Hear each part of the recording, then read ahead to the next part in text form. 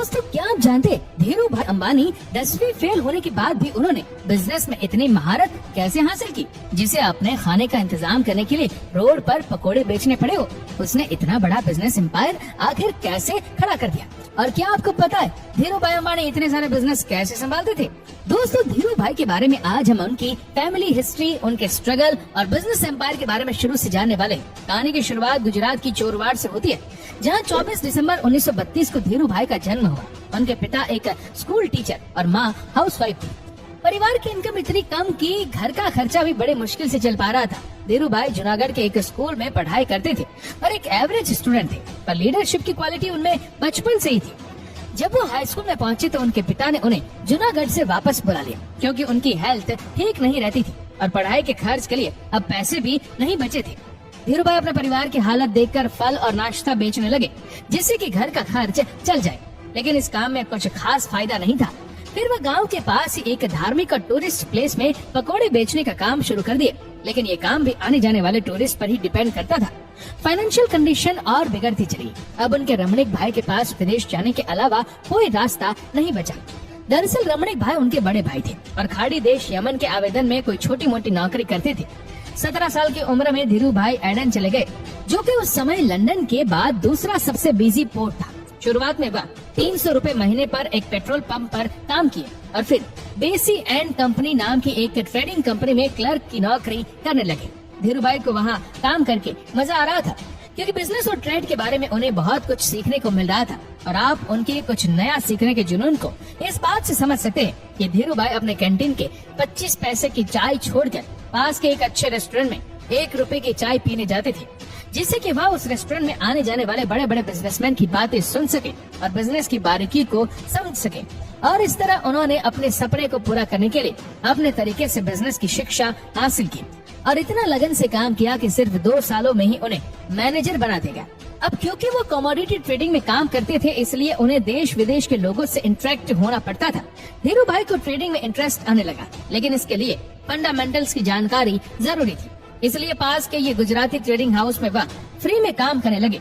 दिन भर अपने ऑफिस में क्लर्क की नौकरी करते थे और ऑफिस के बाद उस गुजराती फर्म में काम करते थे। कुछ ही टाइम में वह ट्रेडिंग का सीक्रेट पूरी तरह से सीख गए।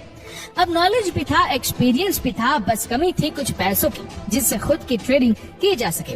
और इसके लिए वह कुछ व्यापारियों से मिलकर उनसे इस शर्त पर पैसे उधार लेते हैं कि नुकसान होने पर भी पूरे पैसे वापस करेंगे। और उनका अनुमान इतना सटीक था कि वह जिस कमोडिटी में भी पैसे लगाते थे उसमें मोटा मुनाफा होता था। उनका दिमाग हमेशा धंधे के बारे में सोचता था। वह पैसा कमाने का कोई भी मौका छोड़ना नहीं चाहते थे। एक बार तो उन्होंने ऑब्जर्व किया कि यमन के सिक्कों में इस्तेमाल की गई चांदी की कीमत सिक्कों से ज्यादा थी। पर क्या था, वह सिक्कों को मेल्ट करके उसकी चांदी लंदन की एक कंपनी को भेजने लगे और जब तक गवर्नमेंट को पता चलता वो हम मोटा मुनाफा कमा चुके थे। 1952 में उनके पिता की मौत के बाद कोकिलाबेन के साथ उनकी शादी हो गई और 1957 में मुकेश अंबानी का जन्म हुआ। जी हाँ दोस्तों, मुकेश अंबानी का जन्म यमन के एडन में ही हुआ था। लेकिन उस समय यमन में भी माहौल अच्छा नहीं था। अंग्रेजों से आजादी के लिए देश भर में आंदोलन शुरू हो गया था और बाहरी लोग एडन छोड़कर अपने देश वापस जा रहे थे। लेकिन उनके सामने अब चैलेंज था एक नया बिजनेस शुरू करने का। उन्होंने इंडियन मार्केट को जब अच्छे से समझा तो पता चला कि इंडिया में उस समय पॉलिस्टर की मांग सबसे ज्यादा थी और विदेशों में भारतीय मसालों की। लेकिन उनके पास इतने पैसे नहीं थे कि अकेले अपने दम पर कंपनी स्टार्ट कर सके। इसीलिए उन्होंने अपने कजिन चंपकलाल दमानी के साथ मिलकर रिलायंस कॉमर्स कॉरपोरेशन नाम की एक कंपनी की शुरुआत की और भारत के मसाले विदेश में और विदेश का पॉलिस्टर भारत में भेजना शुरू कर दिया। 4 जून 1959 को धीरू भाई के दूसरे बेटे अनिल अंबानी का जन्म हुआ। धीरू भाई का बिजनेस अब एस्टेब्लिश हो गया था और अब समय आ गया था तेजी से आगे बढ़ने का। 1966 में उन्होंने अहमदाबाद में एक टेक्सटाइल मिल की शुरुआत की और खुद का प्रोडक्शन करने लगे। लेकिन सब कुछ इतना आसान नहीं था, क्योंकि पहले से एस्टेब्लिश कुछ ब्रांड्स टेक्सटाइल मार्केट पर कब्जा जमाए बैठे थे और रिटेलर्स एक नए ब्रांड पर आखिर भरोसा भी कैसे करें। तब धीरू भाई अपनी कार में कपड़ा रखकर रिटेल शॉप्स पर जाने लगे और उनको कपड़े देखकर रिक्वेस्ट करने लगे कि आप माल रख लीजिए और बिक जाने पर पेमेंट कर दीजिएगा, क्योंकि उन्हें अपनी क्वालिटी और प्राइस पर भरोसा था। धीरू भाई अपने परिवार के साथ मुंबई के भुलेश्वर इलाके में एक छोटे से अपार्टमेंट में रहते थे। धीरे धीरे बिजनेस ग्रो होता रहा और 1973 में उन्होंने अपने बिजनेस को माई नाइलॉन लिमिटेड के नाम से रजिस्टर करा दिया। धीरू भाई अब अपने बिजनेस का विस्तार अलग अलग फील्ड में भी करना चाहते थे। इसीलिए उन्होंने कपड़ों के बिजनेस को रिलायंस टेक्सटाइल इंडस्ट्रीज के नाम से अलग कर दिया। अब काम इतना बढ़ गया कि उन्होंने अपने बड़े बेटे मुकेश अंबानी को बीच में ही पढ़ाई छुड़ाकर स्टैनफोर्ड यूनिवर्सिटी से वापस बुला लिया। बाद में अनिल अंबानी भी फैमिली बिजनेस को ज्वाइन किए और इंटरनेशनल बिजनेस पर ध्यान देने लगे। 1985 में टेक्सटाइल बिजनेस का ही नाम बदलकर रिलायंस इंडस्ट्रीज कर दिया गया और अब रिलायंस टेक्सटाइल के अलावा petrochemical, oil refinery, telecom, entertainment और फाइनेंस सेक्टर्स में भी काम करने लगा। और फिर आया साल 2001 जब रिलायंस इंडस्ट्रीज इंडिया का सबसे बड़ा ग्रुप बनकर सामने आया, जिसका रेवेन्यू 60,000 करोड़ को भी पार कर गया।